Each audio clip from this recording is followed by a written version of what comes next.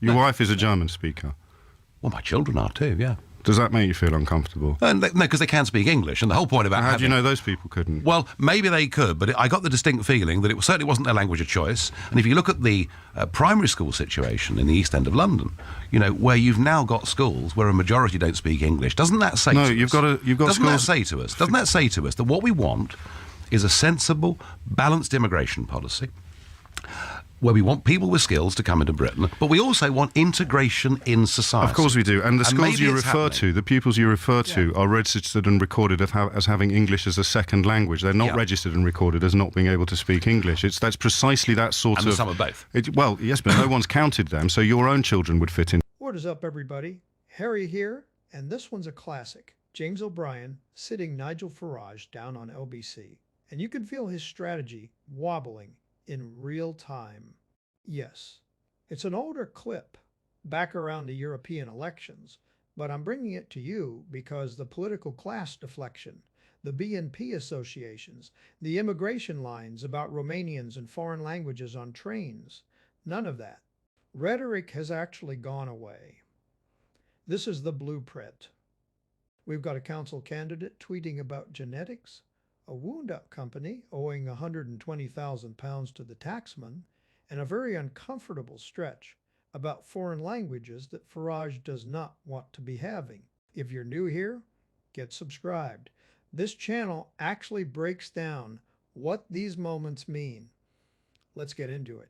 There you'll see a very welcome but unexpected guest in the studio this morning. I don't know if you were listening to Nigel Farage's phone-in with Nick Ferrari last week. If you were, you'll have heard this. And I just wondered how it feels to be keep getting called a racist. Yeah, I mean, this is the political class clubbing together, using their mates in the media and doing anything they can to stop the UKIP charge. And because we've got a few idiots in our party, as by the way does every other party, you know, somebody in some part of England says something stupid or offensive on Twitter at midnight, and this is held up as being representative of the view of the party.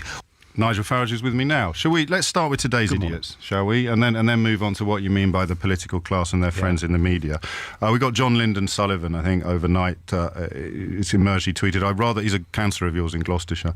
I rather often wonder if we shot one pufter, whether the next 99 would decide on balance that they weren't after all. We might then conclude that it's not a matter of genetics, but rather more a matter of education. Admittedly, a fairly small fry in the UKIP machine, not a description you could apply to your small business spokesman, who it turned out this morning has employed 7 illegal immigrants in the last year. Well, they're two different things, aren't they? I mean, firstly... Well, I don't know. Are they both idiots? Firstly, people saying silly things.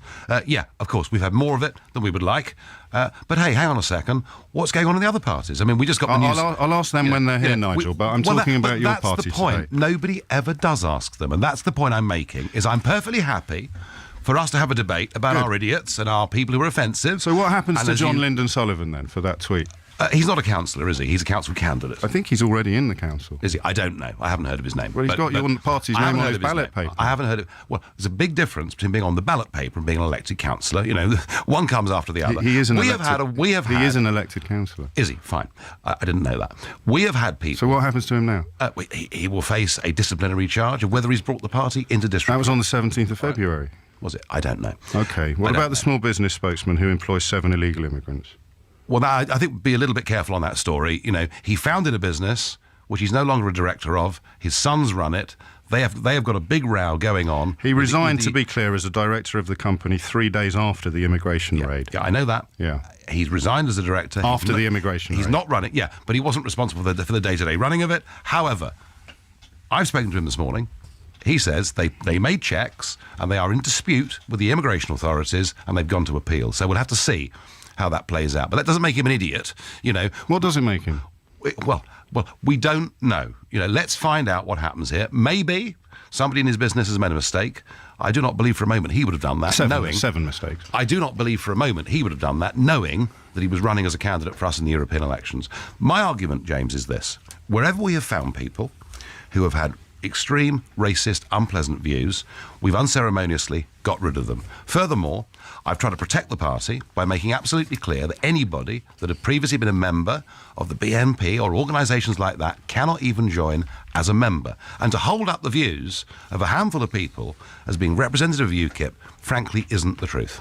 Well, OK, what about your associations with the BNP? If we go back to 1997 when you had lunch with a chap called Devin, who, as you know, is responsible for writing an astonishing... I mean, his expose of Jews in the media was called Mindbenders. You were photographed with him. It was reported at the time that you're a man who often used words such as nig-nog and the N-word that Jeremy Clarkson recently got into trouble for in the pub after committee meetings. And a month after that lunch, Devin wrote an article for the far-right journal Spearhead suggesting that the BNP and UKIP get into bed together. How does something like that happen? Because Mr Devin was brought into the centre of UKIP by the chap at the time who was the leader, and turned out to be something very different. And I've never seen him since that day. Well, no, the lunch you had with him was after he was expelled. Yeah, I wanted to find out why. We'll find out why what? Why somebody like him, who had been held up to me as a great academic, he was going to make a very big difference. But you'd seen what he'd written. With a book. The Grand Plan, The Origins of Non-White Immigration. I wanted to find out what on earth had made somebody change their point of view. Nothing more than that. I haven't spoken to him since. As for the allegations, you know, that's what I said in a pub after committee meetings, you will not find a single other member of that committee who makes that allegation. Alan Sked has, the founder of Yes, UKIP. I know. Well, you just said I wouldn't find anyone else. The founder of your party has made the same allegation. He was the person that made the allegation. Nobody else has made the allegation. Mr Devin didn't make the allegation. Dr Sked made the allegation. So, and, you know, in politics, you know, all sorts of disappointments happen to people and they throw mud. Yeah, of course. So what about the mud that's been thrown about the far-right parties with which you sit in Europe? The Danish People's Party, the True Finns Party, the Dutch SGP, and perhaps most interestingly, the Lega Nord. I think you co-chair, do you, that group with yes, Francesco Speroni? He described Anders Breivik as someone whose ideas are in defence of Western civilization. No, he didn't, actually. He didn't. One of his members did, and we kicked him out of the group. No, you're thinking of Maria Borghesio, who went further and said in a radio interview that Breivik had some excellent ideas. But Speroni himself, who is your co-chair of this group, said that Breivik's ideas are in defence of Western civilization. If you were to come with me to Italy or Poland or Slovakia and listen to the political discourse, you would realise how incredibly different it is to what we would consider to be acceptable in this country. What I have done in the European Parliament is to try and draw a line and to say we will not sit with people who we believe to be on the extremes. We will sit with people who we believe to have a reasonable, balanced point of view. Now, let's be honest, we have had a problem in this group with one or two members of the Northern League. Why don't you just leave it? Well, we could leave it, and in fact we made sure Mr Borghesio left our group. But equally, I mean, you know, the Conservative Party had the bloke who celebrated the SS invasion of the Baltic states, and we have said, and I'm sure you know this. But why don't you leave it? We have said that we will not sit, you know, with the Front National and parties like the Austria Freedom Party. We've made that perfectly clear. You know, we are not a party that wants to be linked to the far right. But I promise you, if you look at the associations everybody has to form in the European Parliament, a degree of compromise is needed. Well, this is what moves us on to the question about the political class that you referred to in your description of my fears about some of the positions that UKIP seems to represent. Because all of your defence thus far has been, well, we're no different from any other political party, and yet your whole unique selling point for many of your fans and supporters is that you are different. Well, so I think the phrase you used was that the members of the political class and their friends in the media. So let's run through that. You currently write columns for The Express and The Independent every week. Yeah. You've been on Question Time, I think, in recent months more often than anyone except David Dimbleby. The Private Eye has reported that some of your medical bills are paid by one of the owners. Hang on, I'm not having this. Why not? I'm not having libel thrown at me on, live on the radio. Are you taking legal action against Private Eye? My medical bills have not been paid by anybody, all right? Other than partly by myself, more than I could afford, and the rest by an insurer. All right? Okay, let's so be clear will you be about taking that. legal action against Private Eye? I may do. At the moment, it might surprise you, I'm busy running an election campaign, so I'll think about that afterwards. Okay, too busy to know who's standing on the council in Gloucestershire under your own banner. I lead a political party. Okay, so I don't run the day-to-day management of it, but I make sure that we stick to our principles, and we've done that. And your principles involve sitting as for the political class, yes. As for look, I was in business. I came into politics motivated above all by one desire, and that is not for the UK to be part of a political union run by the bureaucrats in Brussels. Now, whether you agree or disagree with that, I have actually given up and sacrificed a huge amount to do that. Have you? Because the last business you were involved in was, I think you resigned as company secretary 6 weeks before it was wound up by the Inland Revenue. No, that was the last company I was a director of. Okay, the last company I ran was my own company, which I ran for 9 years and which closed down in good standing. Okay, so you weren't company secretary of Farage. I was company secretary, yes. Right, and you resigned 6 weeks before. I didn't earn any. It was a non-income related job. I wasn't paid a penny for being company secretary. Well, presumably, because if they owed 120 grand to the Inland Revenue, there wasn't any money around to pay you anything. I did the job, doing somebody in my family a favour. It was unpaid. It wasn't. But you represent yourself, Nigel, very effectively as an alternative to cronyism and city spivery. And you were company secretary of a company that was wound up by the Inland Revenue, owing over £120,000 to the revenue. Wrong. Okay, so what would you like to correct? The company has not been wound up. The company. Why did you resign? Hang on a second. Okay. The company, which is not my company, it's somebody else's company. Company secretary. And I don't own any shares in the company. I was doing a favour for somebody on an unpaid basis. The company, far from winding up, actually said we have a responsibility to make sure our tax bill is paid, and it is being paid. Actually, it's being paid out of earned income. So the Inland Revenue is getting twice the money out of it that it would have done to begin with. After the winding up order was issued. The company has not been wound up. Just to be clear, I don't have a city background. The company has not been wound up, all right? The company still exists, it's active, and it's in the business of paying back the money that it owes. After the winding up order was issued by the Inland Revenue. Have you ever worked in private business? People have successes and people have failures. No, I'm an ordinary person. I don't understand how these financial institutions operate. There are 4.8 million people out there running small businesses. I bet a lot of them listening to this now. And many of them will have had ups and downs. Many of them will have had cash flow problems. Some of them will have had firms that didn't work, but a subsequent one that did. I, myself, in the private sector, ran my own firm for 9 years without any difficulty or problems at all. And the point is, I came to do this because I want to engage on the big political debates and issues of the day. And the frustration is this, that, and I'm not, putting this to you because it doesn't matter where I go, all anyone wants to talk about are the idiots in UKIP.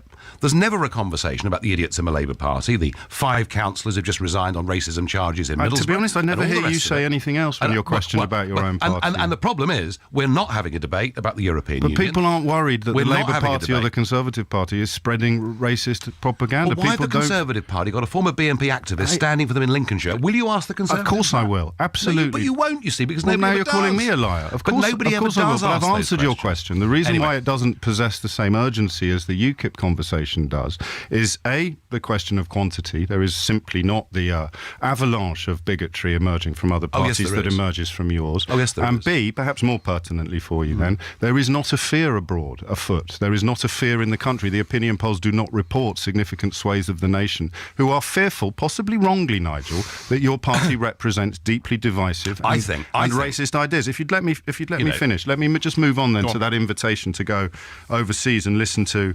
conversations in other countries where perhaps far-right politics are not viewed as askance as they are in this country. You've mentioned your discomfort at listening to foreign languages on a train recently. I made the point that I got on a train and went for several stops, and there were a lot of people around me and no one spoke English. And I thought, this is... I didn't say I didn't object to it. I felt slightly uncomfortable. And I think, actually, isn't that the problem? Isn't this, of all the countries in Europe, the most accepting, the most tolerant? You said, I don't feel very comfortable in that situation. You did say you had a problem. I didn't feel comfortable, no. Yes. Your wife is a German speaker. Well, my children are too, yeah.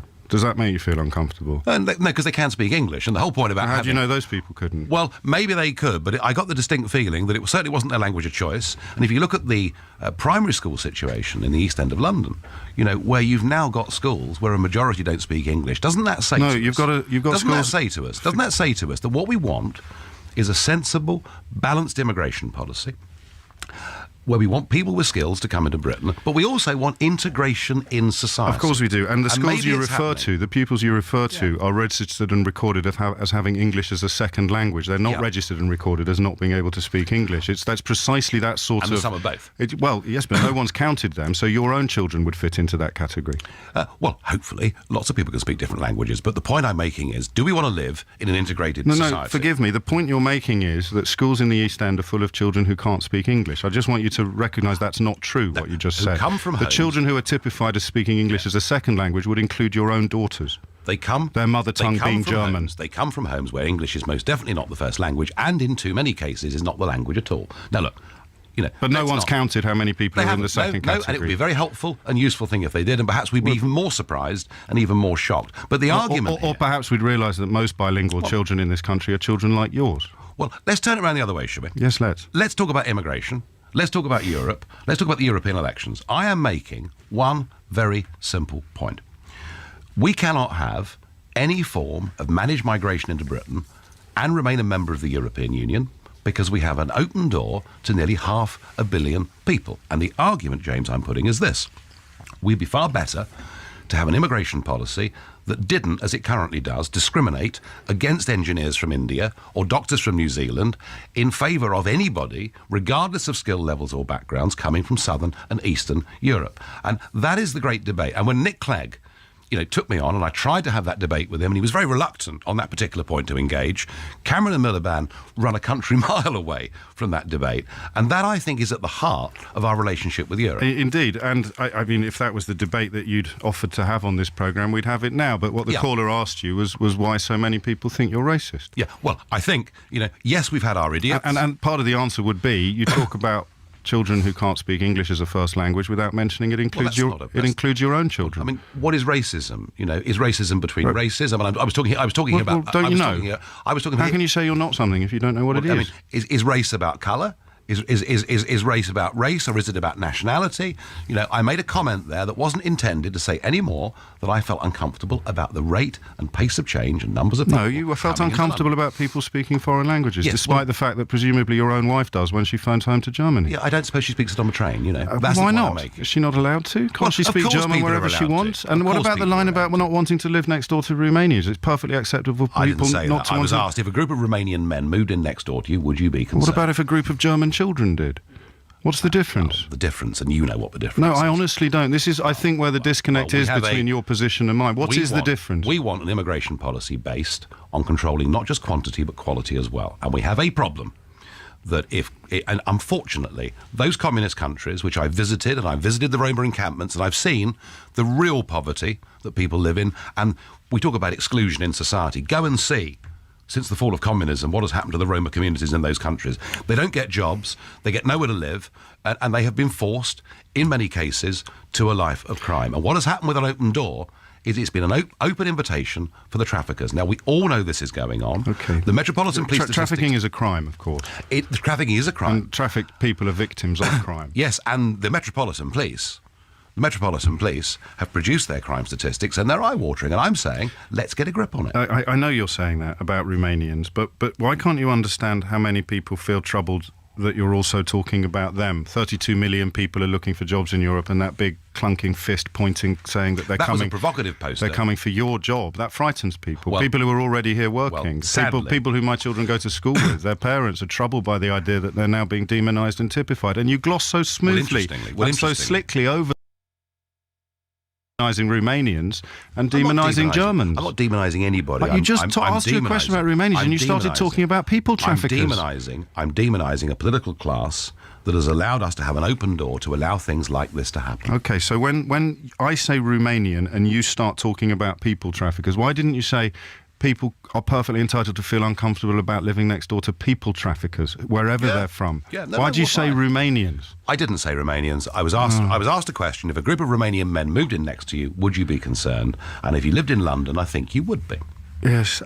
It's reported this morning, Nigel, that you pulled out of an interview on London Live because there was no makeup artist. What a load of rubbish. That's what I'm thought. sorry. That's what I thought you can accuse me of many things, but not that. Well, I've tried to, and I'm delighted you're so happy. I'm still utterly persuaded as to why you sit on a party with the leader of the Italian Lega Nord, a member of the Anders Breivik fan club. I'm completely I do not understand why you use words like Romanian when describing who you would and would not want to live next door to. I don't understand why you're uncomfortable listening to foreign languages when your own wife and children speak them. And I don't understand why you talk about problems in primary schools that are caused by children like your own. Why don't you? I tell you what, why don't you come and meet UKIP's black and ethnic candidate? Now, hang on. Some of my best friends. Hang on. Well, very interesting. Did you see the opinion poll at the weekend that showed amongst the BME community, UKIP is now polling at 16%. We're getting more BME voters than the Conservatives and Lib Dems added up together. So there are a large number... I will come with you, and you come with me and meet the opinion poll also at this weekend that found, I think, just over 40% of voters who think that your party is racist. What What do you think you've done in the last 20 minutes? I know we don't have any longer. I was hoping for an hour, but what do you think you've done in the last 20 minutes to assuage the fears of those people? Made it clear to people that actually controlling the quantity and quality of people that come into your country is a primary duty of government, and we cannot do it as members of the European Union. And finally, the question of your expenses and your financial arrangements. I heard you on Radio 4 saying that you'd submit to a full audit. You've reverse ferreted on that on the grounds that other MEPs don't. So these are the transparency arrangements that all Labour MEPs sign up for. Can you sign up for those today?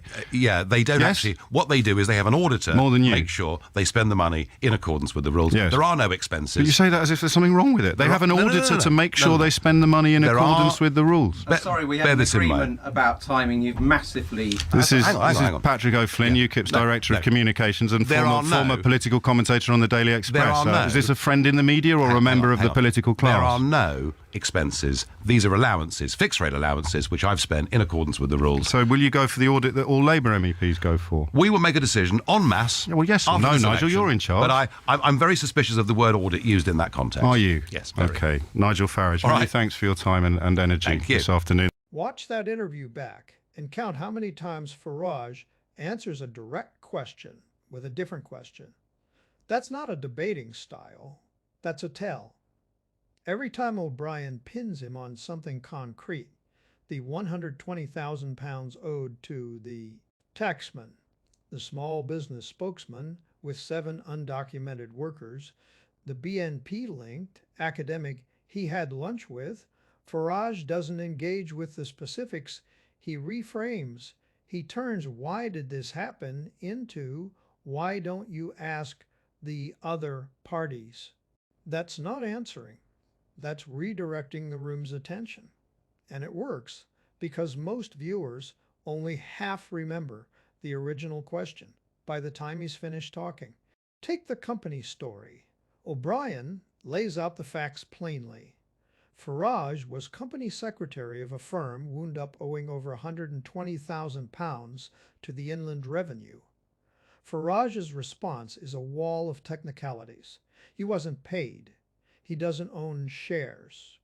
The company is still active. It's paying back the debt. All of that might be true, but notice what none of it does.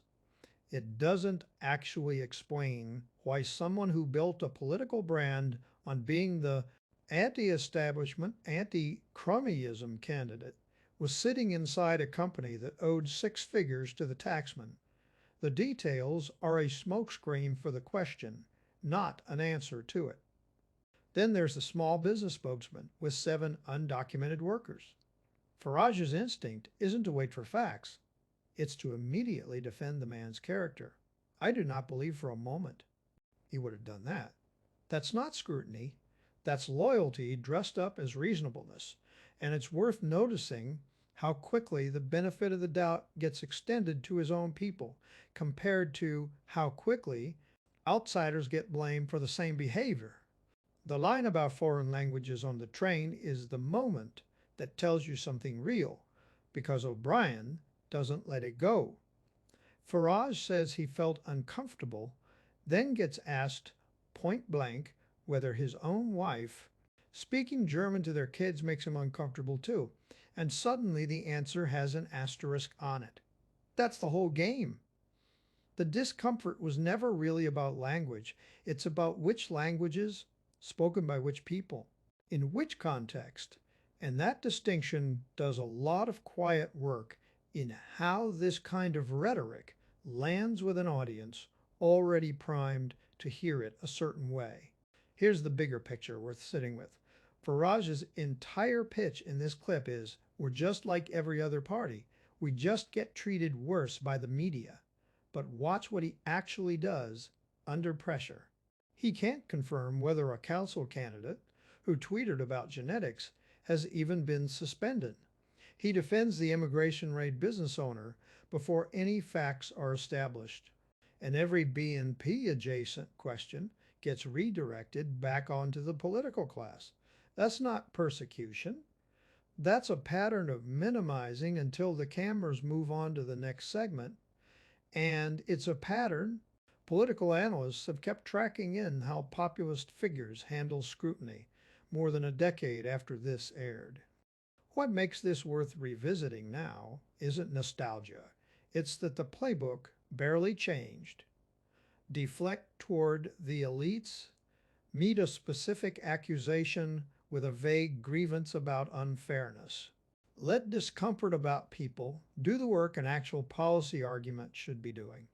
Once you can see the mechanism laid out with this clearly in an interview this direct, you start noticing the same moves everywhere in how these conversations get handled today.